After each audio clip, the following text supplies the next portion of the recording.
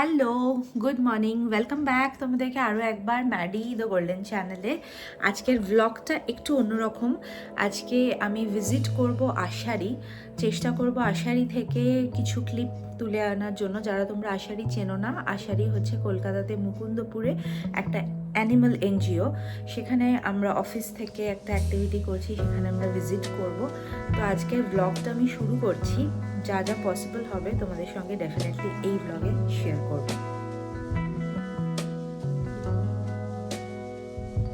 আমরা অফিস থেকে আরও অনেক জিনিস কালেক্ট করেছি ফান্ড রেজ করে, আর এগুলো আমি আমার পার্সোনাল লেভেল থেকে নিয়ে যাচ্ছি। এখানে একটা ফিনাইল আছে, ডেটল আছে, উইস্কাস আছে, বিস্কিটসের প্যাকেট আছে, পেডিগ্রি আছে, আর এখানে 10 কেজি চাল আছে।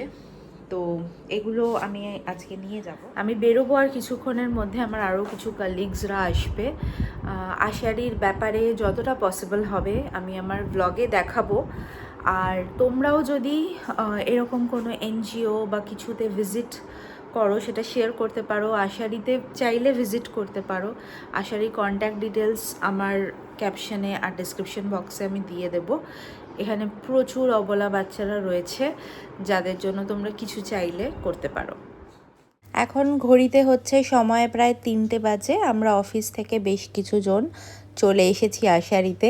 এখানে বেসিক্যালি আমরা যা যা ফান্ড রেজ করে কালেক্ট করেছি অফিসের থেকে সেটা ডোনেট করার জন্য আর ওদের সঙ্গে কিছুটা সময় কাটানোর জন্য। আমরা এর আগেও প্রত্যেক বছরই আমাদের অফিস থেকে এই এনজিওতে ভিজিট করা হয়। আশারি, ছায়া বা কলকাতাতে আরও যেরকম অ্যানিমাল শেল্টার্স রয়েছে, এটা খুবই ভালো ইনিশিয়েটিভ। আমি চেষ্টা করি যখন পসিবল হয়, যেবারই পসিবল হয়, চলে আসার ওদের সঙ্গে কিছুটা টাইম কাটানোর জন্য।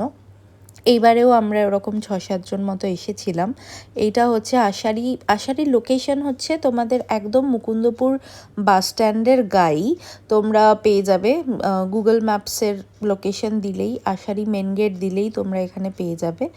আর এর ভেতরে প্রচুর শেল্টারে বাচ্চা রয়েছে, ডগস আছে, ক্যাটস আছে, প্লাস এখানে ট্রিটমেন্ট করানোর জন্য ডক্টরসও আসে। যদি তোমাদের কোনো স্ট্রে বাচ্চার ট্রিটমেন্ট করাতে হয় এখানে নিয়ে আসতে পারো।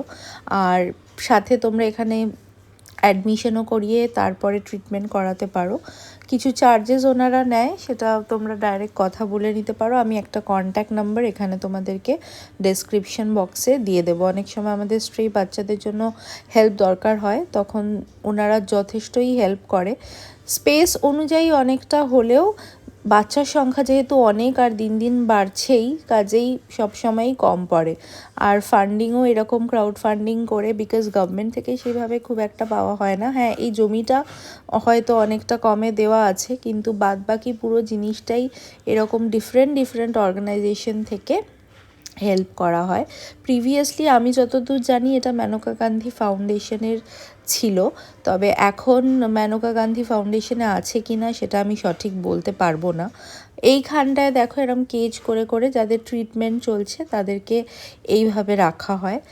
আর এই যে এরিয়াটা এখন তোমরা দেখছো, এটা হচ্ছে ক্যাটসদের জন্য পুরোই সেপারেট করে দেওয়া আছে। কম্পারেটিভলি সমস্ত অ্যানিমালসের মধ্যে ডগসের নাম্বারই এখানে বেশি আছে। প্রচুর রকমের ডগ।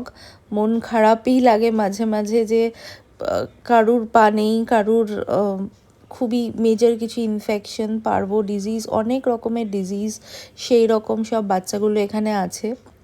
কিছু হোম ব্রিড মানে ব্রিড ডগসও রয়েছে যাদেরকে রাস্তায় ছেড়ে দেয়, সেই ডগসও এখানে কিছু রয়েছে। আর এখানটায় রয়েছে হচ্ছে ক্যাটস। আমি কম্পারেটিভলি দেখলাম ক্যাটসের এরিয়াটা কিন্তু অনেক ওয়েল মেনটেন্ড আমার লেগেছিল। আর ক্যাটসের নাম্বার অফ ক্যাটস যদিও ডগসের তুলনায় অনেকই কম ছিল। এখানে যেহেতু রেখে চিকিৎসা করা হয় তাই জন্য অনেক সময় ওনাদের একটা ক্লজ আছে, যা যদি বাচ্চা সুস্থ হয়ে যায় সেক্ষেত্রে আবার কিন্তু তাকে তার এরিয়াতে ফিরিয়ে দেওয়া হয়। তবে আমরা যেখানে দেখলাম এখানে বেশ কিছু বাচ্চা রয়েছে যারা একদমই ফিট অ্যান্ড ফাইন, বাট হয়তো তাদেরকে আর কেউ নিতে আসেনি, বা যে পাড়া থেকে কেউ ওদেরকে দিয়ে গেছিলো কোনো অসুস্থতার কারণে সেই পাড়াতে আবার আর তাদেরকে ফিরিয়ে নিয়ে যাওয়া হয়নি, যারা এখানেই রয়ে গেছে। তাদের সাথে অনেক অসুস্থ বাচ্চাও রয়েছে। তো সুস্থ বাচ্চাগুলো এদের মাঝখানে থাকলে যেটা হয় যে যতই হোক একটা শেল্টার, তো এটা তো একটা মানে ইন্ডিভিজুয়াল একদম টেক কেয়ার করা যায় না। ওদের যদি একটু যারা দিয়ে যায় তারা যদি আবার ফেরত নিয়ে যায় তাহলে সেটা অনেকটাই ভালো হয় ওদের জন্য। কিন্তু কি আর করা যাবে, অনেক বাচ্চা আবার ডিসচার্জ নিয়ে চলেও যায় সুস্থ হয়ে। এই এরিয়াটা হচ্ছে কাউদের জন্য করা আছে, গরু রয়েছে এখানে। গরু তবে আমাদেরকে যেটা বললো, যে কটা গরু রয়েছে শুধু সে কটাই, এখন আর কাউ আলাদা করে রেস্কিউ করে না, এখন শুধুমাত্র ডগস আর ক্যাটসেরই রেস্কিউ করা হচ্ছে। এছাড়াও এইখানটায় রয়েছে হচ্ছে তোমার ভালচার, এখানে ইনজিওর্ড, এটাও আগে করা হতো, এখন আর এখানে অ্যাডিশনাল আর ভালচার করা হয় না রেস্কিউ। যে কজন আগে থেকেই রেস্কিউ করা রয়েছে তারা এই কেজটার মধ্যে রয়েছে। আমি কেজটার মধ্যে ফার্স্টে বললো যে এন্ট্রিও করতে পারি, একটু ভয় ভয় লাগছিল, কিন্তু তারপরে আমি করেছি, ফাইনালি এর ভেতরে ঢুকেছিলাম। তবে ওরা এতটাই ভয় পেয়ে রয়েছে, বেশিক্ষণ আর ওখানে আমি থাকিনি, কারণ অলরেডি ওরা ইনজিওর্ড আর বেকার ওদের প্রিমাইসেসের ওরা মানে নার্ভাস হয়ে যাচ্ছে এত লোকজন দেখে, তাই জন্য আমি বেরিয়ে চলে এসেছি। তো ডগস আর ক্যাটসদের সাথেই আমরা বাকি টাইমটা স্পেন্ড করেছি। আমরা যে বিস্কিটস নিয়ে গেছিলাম সেটা সবাই মিলে খাইয়েছি, দল বেঁধে সবাই গ্রুপে গ্রুপে ঘুরে আমাদের সাথে সাথে খেয়েছে। যতগুলো বিস্কিটসের প্যাকেট ছিল মোটামুটি সবই আমরা শেষ করে দিয়ে এসেছি। আর বাকি যা যা নিয়ে গেছিলাম সেগুলো অফিস থেকে সব কিছুই ডোনেট করে দিয়ে আসা হয়েছে এনজিওটাতে। তোমরা যারা মুকুন্দপুর বা তার কাছাকাছি থাকো বা কলকাতায় যেখানেই থাকো, আশারির সাথে কন্ট্যাক্ট করতে পারো। অনেকেই হয়তো ভাবে যে এরকম কোনো এনজিও সন্ধান, হয়তো ভলেন্টিয়ার বা কিছুও যদি তোমরা করতে চাও এই অবলা বাচ্চাগুলোর জন্য, ডেফিনেটলি কন্ট্যাক্ট করতে পারো।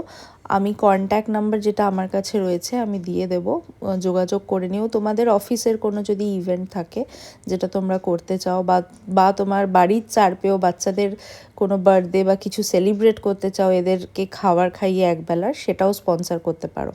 ফাইনালি বাড়ি ফিরছি। আজকের ব্লগটা এইটুকুই রাখলাম, খুব শর্ট অ্যান্ড সিম্পল। খুব শিগগিরই নেক্সট এপিসোডে দেখা হচ্ছে। সবাই খুব ভালো থেকো। Tata everyone.